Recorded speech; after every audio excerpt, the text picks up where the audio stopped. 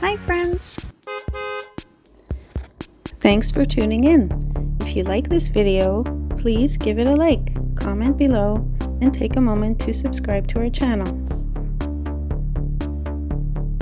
Welcome to our bike ride in Fort Erie, Ontario, starting at the iconic Peace Bridge and heading towards the beginning of the Friendship Trail. The Peace Bridge spans the Niagara River, connecting Fort Erie with Buffalo, New York. It was built to commemorate 100 years of peace between Canada and the United States following the War of 1812. This bridge remains a vital link between the two countries, facilitating both trade and travel. As we pedal away from the bridge, we pass through Mather Arch Park, a serene green space. The park features the Mather Arch, a monument symbolizing the enduring friendship between Canada and the U.S. Continuing our journey, we arrive at the start of the Friendship Trail. This 16-kilometer path stretches across Fort Erie, following the north shore of Lake Erie. Built on a former rail line, the trail offers a smooth and level surface, making it accessible for cyclists of all ages and abilities.